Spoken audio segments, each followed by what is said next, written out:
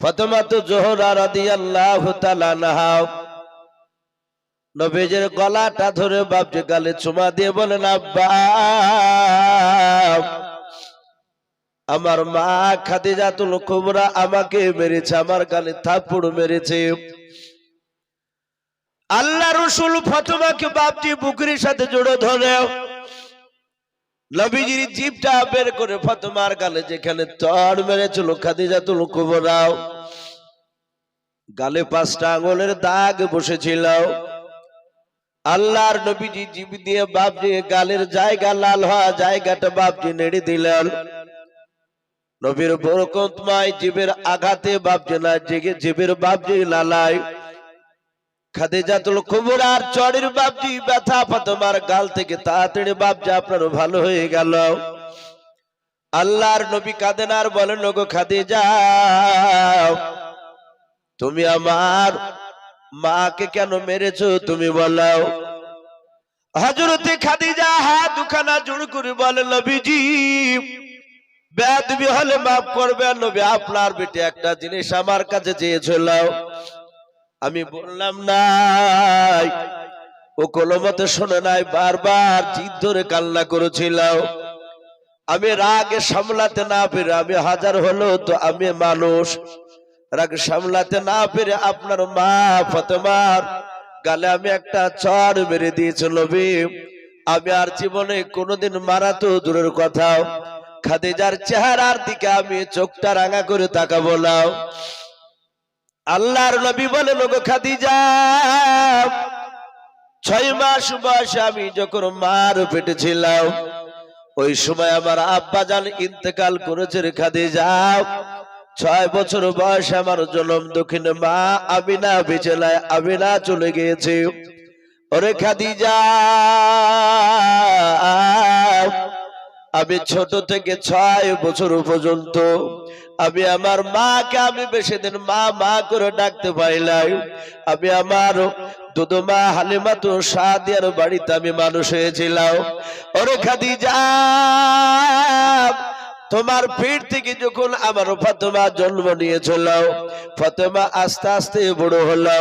ওরে খাদিজা আমি তোমার এর আগে সামনেও বলেছিলাম আমার ফাতেমা মা আমার মা আমিনার মতো কতকটা দেখতে, বলুন সুবহানাল্লাহ। ওরে আমার খাদিজা এই জন্য আমি আমার ফাতেমাকে আমি মা বলে ডাকি। ফাতেমা বলে ডাকতে আমার কেমন যেন মনে হয়, মা বলে ডাকলে আমার মনে হয় আমিনাকে ডাকতেছি, মাকে ডাকতেছি। আর আমার ফাতেমা আব্বা বলে ডাকলে আমার মনে হয় আমার জনম দক্ষিণে মা ডাকতেছি। সেই নবীজির কলিজা টুকরা বিটি মা ফাতেমা জোহরা রাদিয়াল্লাহু তাআলা আনহাকে নবীজি জোহরা বলে বাপজি ডাকতেন। ফাতেমা বাপজি নাম নবীজি জোহরা দিয়েছিলেন। আল্লাহ রাসূল সাল্লাল্লাহু তাআলা আলাইহি ওয়াসাল্লাম তিনি ডাক দিয়ে বলল, গো আমার খাদিজা লাই ফাতেমা মা তুমি কেন কান্না করেছো বলো, তোমার চোখের পানি আমি সহ্য করতে পারি না। আল্লাহর নবীজির ডাক দিয়ে বলল, গো মা তুমি কান্না বন্ধ করে দাও, আমার ইন্তেকাল করার পর তোমার সঙ্গে আমার কিয়ামতের ময়দানে দেখা হবে। আল্লাহর নবীজির কলিজা টুকরা বিটি মা ফাতেমা জোহরা রাদিয়াল্লাহু তাআলা আনহা বলেন, আব্বা কিয়ামতের ময়দানে কোথায় আপনার সঙ্গে দেখা হবে আপনি বলেন। আল্লাহ রাসূল বলেন, ওরে আমার ফাতেমা শুনে নাও মা, কিয়ামতের ময়দানে তুমি আমাকে ওই জায়গায় দেখতে পাবা যে জায়গায় মানুষের নেকি আর গুনাহকে ওজন করা হবে, যেটাকে মিজানের পাল্লা বলা হয়। ওরে আমার ফাতেমা মা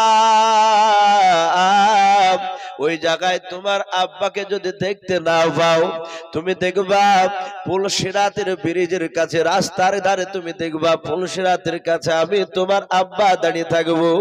ফাতেমা বলেন, আব্বা ওখানেও যদি দেখতে না পাই, আল্লাহ রাসূল বলেন, ওরে আমার মা ফাতেমা তুমি আমাকে কিয়ামতের ময়দানে তুমি ওই জায়গায় দেখতে পাবা। বলে কোন জায়গায়?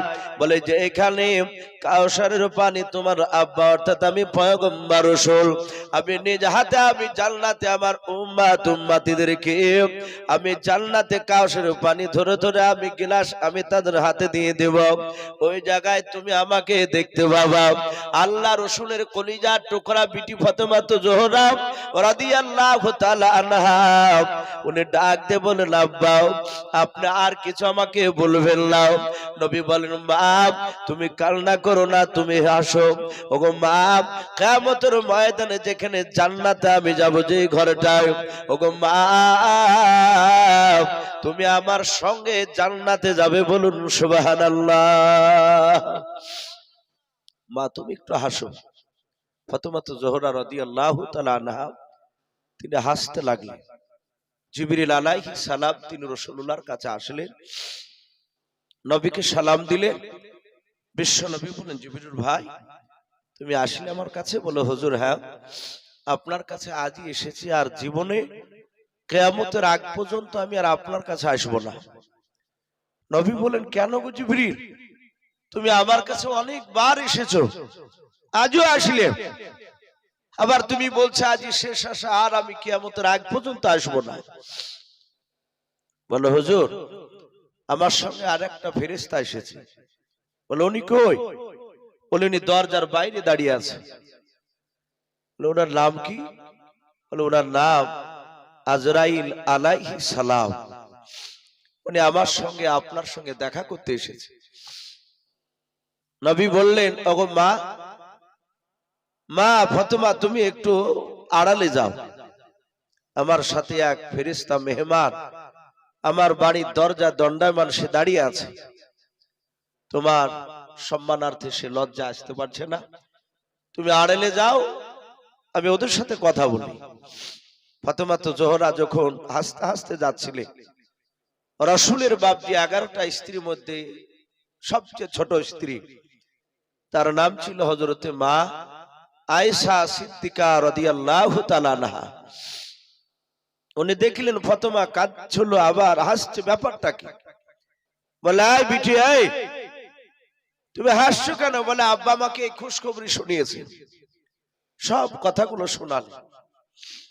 ফাতেমা রে, আমিও তোমার চেয়ে কম দামি নারী নয়। ফাতেমা বললেন, আব্বা তো বললো আমার সঙ্গে, আব্বার সঙ্গে আমি জান্নাতে যাব। বলে, আমিও তো যাব। হে ফাতেমা, তোমার চেয়ে আমার মর্যাদা বেশি।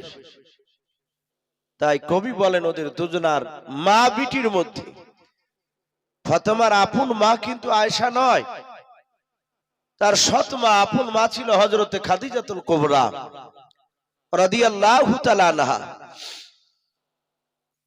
মা ফাতেমা বললেন, মা তাহলে বলুন আপনার আমার চেয়ে মর্যাদা কোন দিক দিয়ে বেশি? তাই দুজনাই মা বিটিতে বলছেন। ফাতেমা প্রথমে বলে, জগতে করে নবীর ঘরে ওগো আম্মা বিটিতে, ওগো আম্মা বিটিতে, কাহার আগে কে যাবে সেই খোদার জান্নাতে। মা আয়েশা কই ফাতেমা ওগো জোহরা, আমি জেনার সঙ্গে নিছে আল্লাহর পিয়ারা। পিতা আমার আবু বকর প্রথম ইমানদার, ওগো প্রথম ইমানদার, সব বিবিদের চেয়েও বেশি আমার অধিকার। আমার কাছে হাদিসিয়াত, আমার কাছে হাদিসিয়াত নাই কাহর কাছে, ওগো নাই কাহর কাছে, কাহার আগে কে যাবে সেই খোদার জান্নাতে। জগতে করে নবীর ঘরে ওগো আম্মা বিটিতে, ওগো আম্মা বিটিতে, কাহার আগে কে যাবে সেই খোদার জান্নাতে। আয়েশার মর্যাদা লোকল বলা হয়ে গেল যে আমি যার স্ত্রী তিনি হচ্ছেন আল্লাহর পিয়ারা রাসূল। এবং আমার আব্বা সর্বপ্রথম বেটা ছেলের মধ্যে তিনি ইমানদার। আমি যতটা হাদিস জানি ততটা অন্য কেউ জানে না। আমার বিশ্ব রাসূলের কলিজার টুকরা বিটি ফাতেমা জোহরা তিনি শুনলেন, শোনার পরে ফাতেমা আয়েশাকে বলে, মা ফাতেমা বলে, ও মা ঠিক বলেছো, এত কথার মাঝেও তুমি আসল বলেছো। সব ভুল হয়েছে তা বলেনি, সবই ঠিক বলেছে, কিন্তু আসল কথা তুমি একটা ভুল বলেছো। মা ফাতেমা বলে, ও মা ঠিক বলেছো, এত কথার মাঝেও তুমি আসল বলেছো। তোমার কাছে হাদিসে আছে, তোমার কাছে হাদিসে আছে, আছে বিপুল গুণ, নাই যে তোমার আছে আমার নবীর দেহের খুন। কেমন স্বামীর খুনকে তুমি রাখবে পিছেতে, অগ রাখবে পিছেতে, তোমার আগে জান্নাত যাব। আব্বাজান নবী বলেন যে যুক্তি করে নবীর ঘরে, অগ আম্মা বিটিতে, অগ আম্মা বিটিতে, কাহার আগে কে যাবে সেই খোদার জান্নাতে। ভাই আমরা সবাই রাত্রি আলো খেয়েছে, বাপজি আর একবার দুরূদ ইব্রাহিম পড়ে নি। আল্লাহুম্মা সাল্লি আলা মুহাম্মাদি ওয়া আলা আলি মুহাম্মাদ কামা সাল্লাইতা আলা ইব্রাহিম ওয়া আলা আলি ইব্রাহিম ইন্নাকা হামিদুম মাজিদ। আল্লাহুম্মা বারিক আলা মুহাম্মাদি ওয়া আলা আলি মুহাম্মাদ কামা বারাকতা আলা ইব্রাহিম ওয়া আলা আলি ইব্রাহিম ইন্নাকা হামিদুম মাজিদ। সাল্লাল্লাহু তাআলা আলাইহি ওয়াসাল্লাম। শ্রদ্ধেয় জনাব বাপজি, আজকের এই সভার যোগ্যতম নির্বাচিত বাপজি অনেক জায়গায় শিশির বেলায় দেখতে পাই, শুধু এখানে বলে নয়, গতকাল আমাদের ডমকল এলাকায় বাগডাঙ্গাতে ছিলাম, আমিও ছিলাম। মুফতি নাজমুল হক সাহেব যে বক্তব্য দিলেন আপনাদের এখানে, উনিও ছিলেন। ওখানেও বাপজি শেষের দিকে। তো যাই হোক, প্রায় জায়গাতে দেখি যারা বিজ্ঞাপিত সভাপতি হয়, হ্যান্ডবিলে যাদের নাম দেখতে পাওয়া যায়, তারা কিন্তু শেষ পর্যন্ত বাপজি থাকে না। তাদেরকে দেখা যায় ওই রাত্রি 8টা, খুব জোর বেশি বেশি হলে 9টা পর্যন্ত থেকে যে কোনো কায়দা করে বেরিয়ে পালিয়ে যায়। কিন্তু ওটা উচিত নয়। উচিত যে বাপজি যাকে সভাপতি করা হবে সে লাস্ট পর্যন্ত থাকবে, এবং দরকার হলে শেষ মোনাজাতও ওনার দ্বারা হয়তো করতে হতে পারে। তো যাই হোক, বর্তমান যিনি কে সভাপতি আমি হ্যান্ডবেল দেখিনি ভাই, কিন্তু বর্তমান যিনি এখন বসে আছে সভাপতি জায়গায়, তার পরপরই সম্মানিত ওলামে কেরাম, আমার সমবয়স্ক ভাইয়েরা, বাপজিরা, পর্দার আড়ালের মা বোনেরা, সকলকে জানাই আমার বুক ভরা ভালোবাসা সালাম। আসসালামু আলাইকুম ওয়া রাহমাতুল্লাহি ওয়া বারাকাতুহু।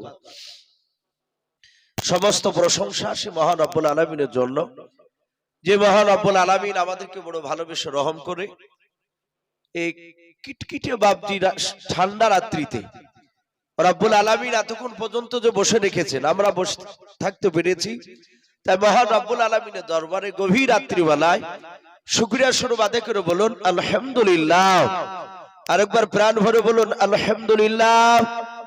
তারপরে পরে আপনার আমার নবী জনাবে মুহাম্মদ রাসূলুল্লাহ সাল্লাল্লাহু তাআলা আলাইহি ওয়াসাল্লামের উপরে অগণিত দুরূদ ও সালাম বর্ষিত হোক, বলুন আল্লাহুম্মা আমিন। সম্মানিত ভাইরা, আমার বাবা জীবনেরা, আলোচনা অনেক শুনলেন। আমি রাসূলুল্লাহর বাপজি ইন্তেকালের কিছু কথা সালাম দেওয়ার আগে বাপজি বলেছে। আমরা সকলেই জানি সারা পৃথিবীর শ্রেষ্ঠ নবী, রহমতের নবী, মায়ার নবী, দয়ার নবী জনাবে মুহাম্মদ রাসূলুল্লাহ সাল্লাল্লাহু আলাইহি ওয়াসাল্লাম, তিনি বাপজি এই উম্মতে মুহাম্মদীর জন্য এখনো বাপজি কাঁদছে। সে রওজাতুল মানুওয়ারায় নবীজি জিন্দা অবস্থাতেও কেঁদেছে। এই নবী আমাদের কলেমার দাওয়াত দেওয়া, খুব কষ্ট করে বাপজি কলেমা দাওয়াত নবী দিয়েছে, আর আমরা সেই কলেমার দাওয়াত বাপজি আমরা অমনি অমনি পেয়ে গিয়েছি। আমরা কোনো পরিশ্রম করি নাই বাপজি দিনকে আনার জন্য, সাহাবারা করেছিলেন। আপনারা যেমন বসে আছেন, সাহাবারা নবীর কাছে তারা নিজের জান মাল সব সঁপে দিয়েছিলেন, বলুন আলহামদুলিল্লাহ। তারা নবীর দরবারে গিয়ে আর বাড়ির দিকে চিন্তা করতেন না। ওরা ভাবতেন যে এখান থেকে যদি নবী বলে দেয় যে যুদ্ধের ময়দানে চলে যাও, তো সাহাবারা চলে যেত। মসজিদে সাহাবা, নববীতে সাহাবাদেরকে নিয়ে বসে আছে। আল্লাহ রসুল সাহাবাদের দিকে তাকে বলল, গো সাহাবারা, আমাকে পূর্ণাঙ্গ দিন দিয়ে পাঠিয়েছেন আল্লাহ, আমার পরে আর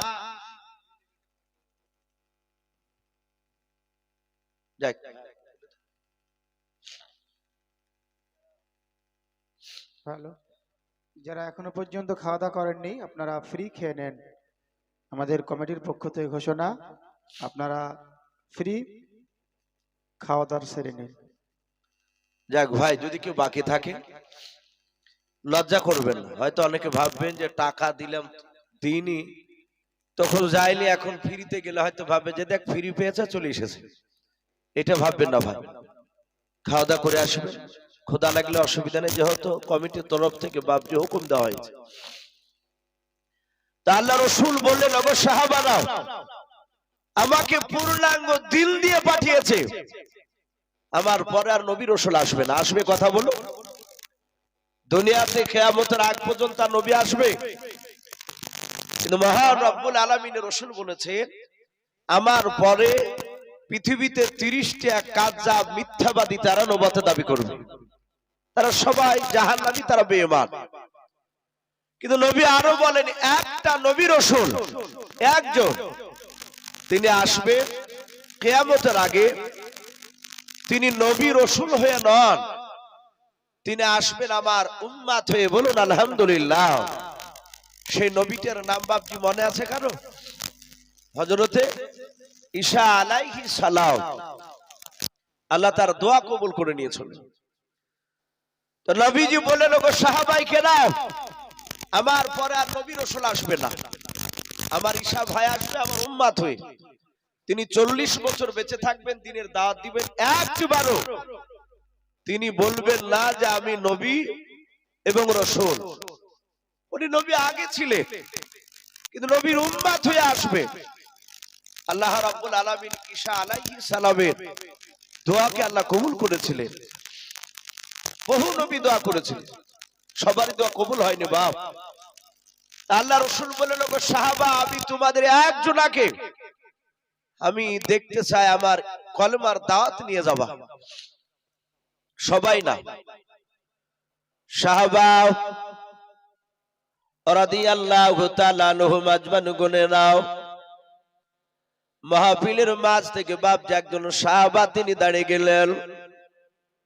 সাহাবার নাম হাদিসে পাওয়া যায় হযরতে দাহিয়াতুল কলব রাদিয়াল্লাহু তাআলা আনহু বলে নাও। এই সাহাবা এত নবীজির বাপজি দামি সাহাবা ছিল। উনি মসজিদে নববীর মাঝ থেকে, সাহাবার মাঝ থেকে দাঁড়িয়ে বলতে লাগলেন, ফেদা কাবি আম্মি ইয়া রাসূলুল্লাহ, নবী গো, আপনার পদতলা আমার পিতামাতা কুরবান হয়ে যাক। ও নবীজি, আমি আপনার সাহাবা, আপনি বলুন কোন দেশে যেতে হবে, কলমার দাওয়াত লইয়াও, কাউকে সাথে নেব না। নবী আপনি বলেছেন একজন সাহাবাকে যেতে হবে, কে যাবে তোমরা বললাও।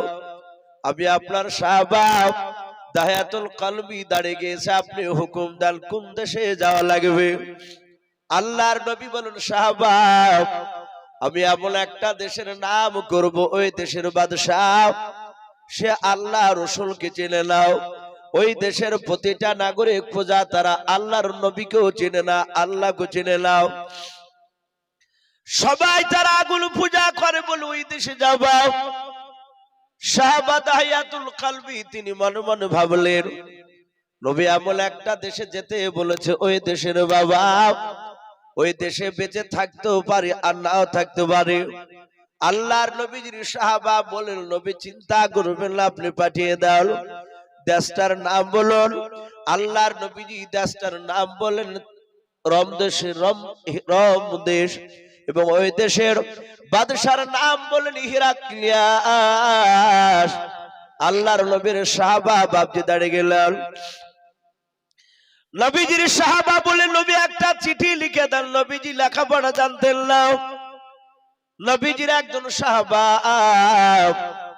আব্দুল্লাহ বিন মাসউদ রাদিয়াল্লাহু তাআলা আনহুকে দিয়ে চিঠিখানা বাপজি লিখে নিলেন। লিখে নেওয়ার পর নবীজির হাতে বাপজি একটা 4 আনার আংটি থাকতো চাঁদের। ওই চাঁদের আংটিতে লেখা ছিল মুহাম্মদ বিন আব্দুল্লাহ। কোন মুফাসসিরে কেরাম লিখেছেন, কলমা লিখেছিল লা ইলাহা ইল্লাল্লাহু মুহাম্মাদুর রাসূলুল্লাহ সাল্লাল্লাহু তাআলা আলাইহি ওয়াসাল্লাম। আংটির উপরে মুহাম্মদ বিন আব্দুল্লাহর উপরে কলমা লিখেছিল। আল্লাহ রাসূল বাপজি ওই আংটি খানা দিয়ে রে বাবা কালিতে ডুবে দিয়ে বাপজি মোহর হিসাবে বাপজি স্টাম্প মেরে দিতেন।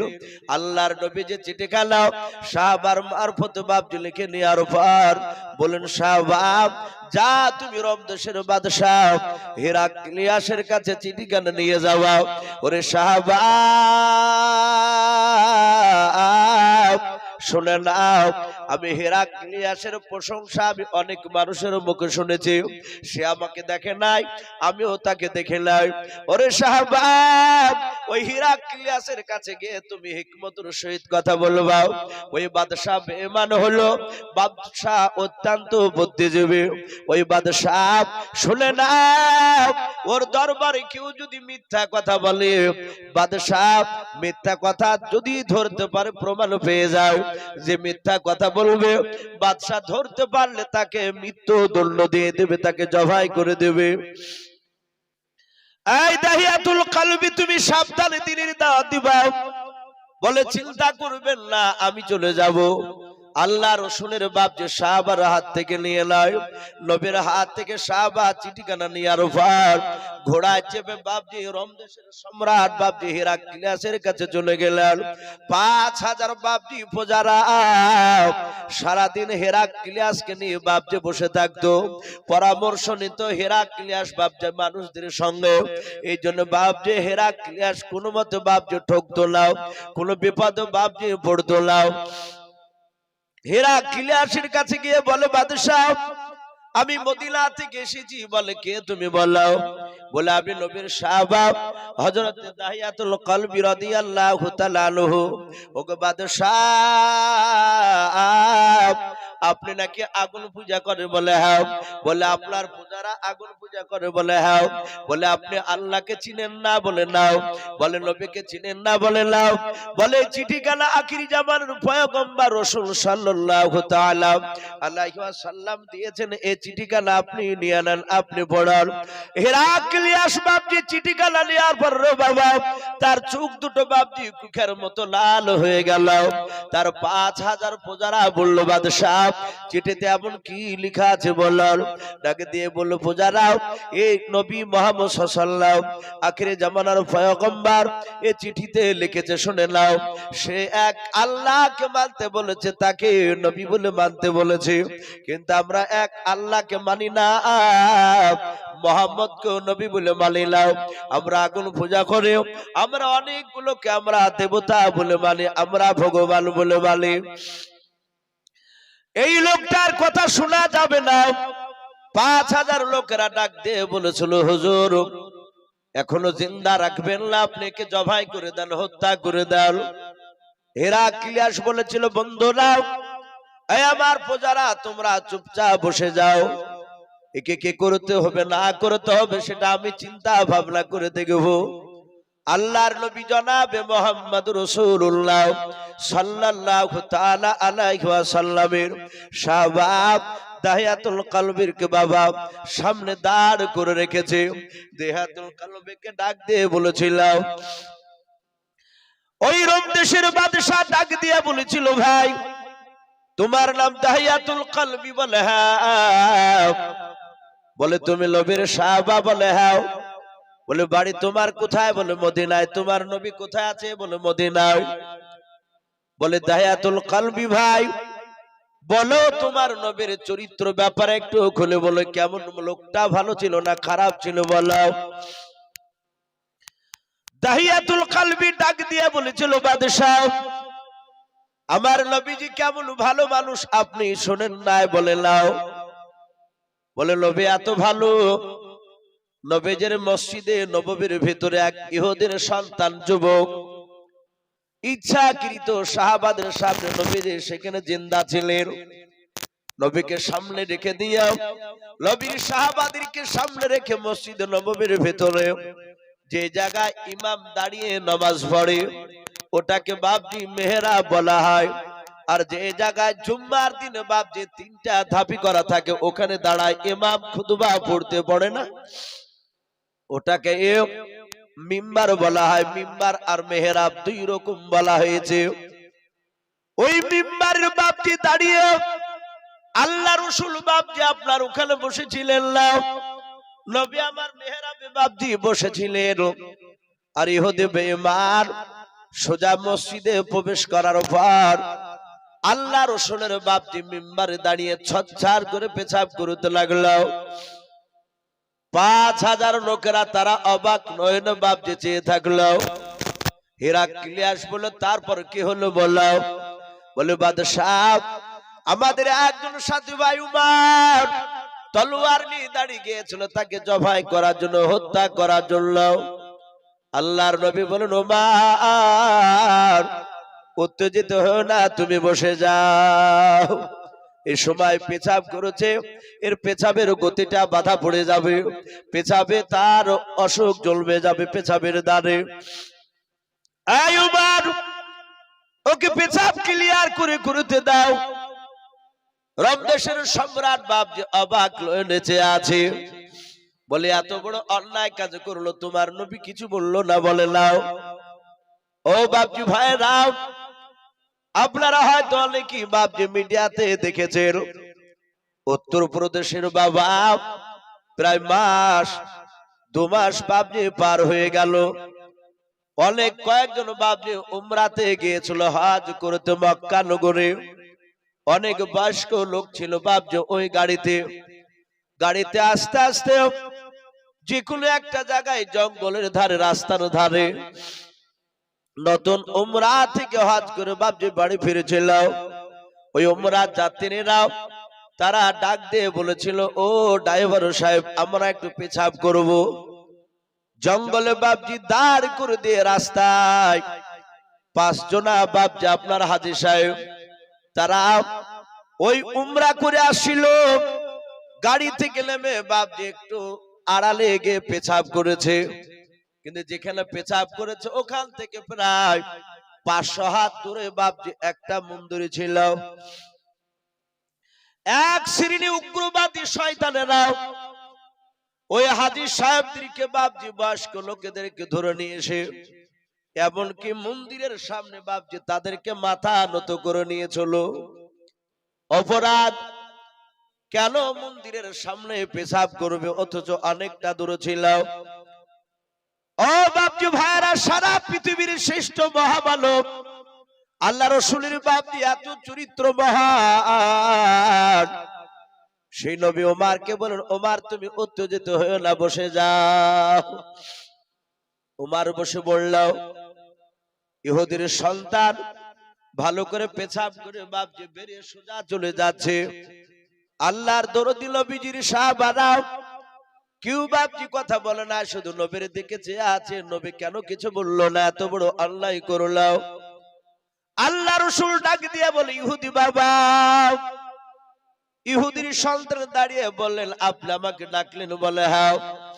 আল্লাহর নবী যে কাছে ইশারা করে ডেকে বললেন, বাবা তুমি কি জানতাক না এটা পবিত্র মসজিদ ঘর? ডাক দিয়ে বলে, হ্যাঁ আমি ভালো করে জানি এটা মসজিদ ঘর। বলে বাবা তুমি কি জানো না এই পবিত্র ঘরে পেছাব করতে নাই? ইহুদির সন্তান বলে এটা আমার মনের বড় তামান্না ছিল, মনের বাসনা ছিল, তা আমি আজ পুরা করে নিলাম। আল্লাহর নবী হাতখানা ইহুদির ধরে বলেছিল, বাবা তোমাদের গির্জায় কোন ধর্মস্থান জায়গায়, মন্দিরে কিংবা গির্জায় কোন মসজিদ, এই বাবা পেশাব পায়খানা করতে নাই।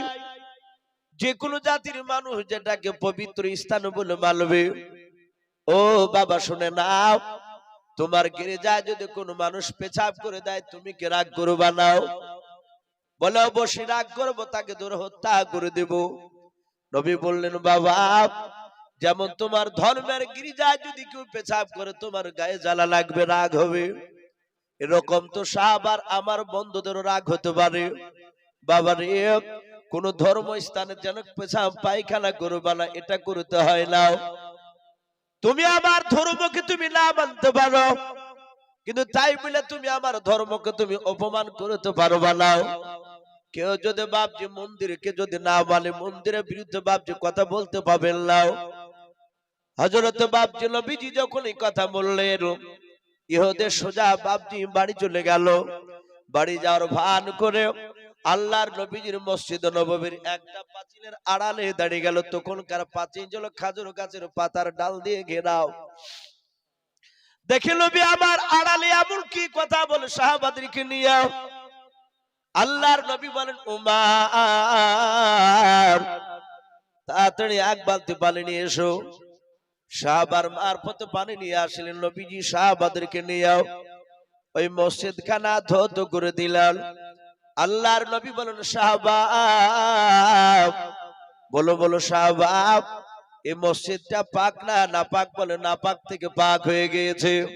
আল্লাহ রাসূল বলেন, ওরে সাহাবা শুনে নাও, তোমরা এমন অন্যায় করেছিলে, যদি ইহুদিকে যদি তলোয়ার মেরে দিতাম, ও ক্ষত বিক্ষত হয়ে সে বাড়িতে দৌড়ে চলে যেত, তার গ্রামের মানুষরাও তার বংশের লোকেরা ছুটে আসতো। ওরে সাহাবা, তোমাদের সঙ্গে ঝামেলা শুরু হয়ে যেত, এতে অনেক খুনাখুনি হতো রে সাহাবা। যে ঝামেলাটা মাত্র এক বালতি পানিতে মিটে যায়। কেন তোমরা তলোয়ার নিয়ে মারতে যাচ্ছিলে রে সাহাবা? এরকম ভুল যেন আর আগামীতে কখনো যেন তোমাদের দ্বারা না হয়। ইহুদির সন্তান দাঁড়িয়ে দাঁড়িয়ে বাপজি নবীর কথাগুলো শুনছিল। ইহুদির সন্তান বাপজি আর ঘরে বাড়ি গেল না, সোজা মসজিদে নববীর ভিতরে ঢোকার পর নবীর হাতে হাত দিয়ে কলমা পড়ে মুসলমান হয়ে গেল। বলুন সুবহানাল্লাহ। হেরাক্লিয়াসকে বলছে, বাদশাহ এ হচ্ছে আমাদের রাসূল, নবীর চরিত্রের রকম। তাফসীরে লিখেছে তিনটে ঘটনা শোনালেন। নবী সাল্লাল্লাহু আলাইহি সাল্লামের সাহাবা দাহিয়াতুল কলবিকে বলল, বলে তোমাদের বাদশাহ, তোমাদের যে নবী, সে জন্ম নিয়েছে কোন জায়গায়, মদিনার কোন গ্রামে? দাহিয়াতুল কলবি বললেন, ভাই বাদশাহ নামদার, আমাদের নবী মদিনাতে জন্ম নেয়নি। কোথায়? বলে আমাদের নবীর জন্ম হচ্ছে মক্কা নগরে। বলুন সুবহানাল্লাহ। হেরাক্লিয়াস বলে, মক্কাতে জন্ম আর মদিনাতে থাকে এখন? বলে হ্যাঁ। গ্রামের লোকেরা তাকে থাকতে দেয়নি, চিনতে পারেনি, ওকে অত্যাচার করেছিল, আল্লাহর হুকুমে চলে গিয়েছেন উনি মদিনায়। রমদেশের সম্রাট দেখলো এবার খেলা জমবে। বলে আমার প্রজারা, এই দড়ি দিয়ে বাঁধ ওকে। দাহিয়াতুল কলবের হাত পা দড়িখানা দিয়ে বাপজি বেঁধে দিল। হাজার হাজার বাপজি তার প্রজার সামনে। রমদেশের সম্রাট বলল, যাও রমদেশের বাজারে মক্কার কোন মানুষ ব্যবসা করতে এসেছে কিনা। কত বড় চালাক বাদশা দেখুন। ও জানে যে মুহাম্মদ সাল্লাল্লাহু আলাইহি ওয়াসাল্লামের চরিত্র দাহিয়াতুল কলবি ভালো বলেছে। এটা জানার লেগে মক্কার কোন লোক আসলে তাকে আর জিজ্ঞাসা করা হবে। আমি মাওলানা ইউসুফ গোল একটা জামা গায়ে দিয়ে বাপজি মাথায় একটা রুমালের পাগড়ি বেঁধে আপনাদের এখানে আসি, এখন এসে কথা বলছি। আপনারা হয়তো অনেকে ভাববেন যে ইউসুফ সাহেব মনে হয় সত্যি পরেশগার লোক, আল্লাহ আল্লাহ ভালো, ওর বাপ মা কি মনে হয় খুব ভালোবাসে, প্রতিবেশীর সঙ্গে মনে হয় ভালোই ব্যবহার দেখায়। এটা বাপজি এই 2 ঘন্টা বক্তব্য শুনে এটা পুরাপুরি বাপজি আপনি বিশ্বাস করতে পারবেন না। আমি আমার বাপ মা যদি বেঁচে আছে, তো অবশ্যই বেঁচে আছে আমার বাপ মা, আমি আমার বাপ মাকে ভালোবাসি কি বাসি না, পাড়ার প্রতিবেশীর সঙ্গে কেমন ব্যবহার দেখায়, এটা জানতে হলে বাপজি আমার গ্রামে গিয়ে কিংবা আমার বাড়ির পাশকার লোকের সাথে বাপজি আপনাদেরকে কথা বলা লাগবে। আপনি 8-10টা লোককে জিজ্ঞাসা করলে আপনি সঠিকটা ধরতে পারবেন যে আমি ভালো না খারাপ। রমদেশের সম্রাট বলে, যা দেখ রমদেশে মক্কার কোন লোক ব্যবসা করতে এসেছে কিনা। 10টা নওজোয়ান তার বাপজি সৈন্য ছুটে চলে গেল।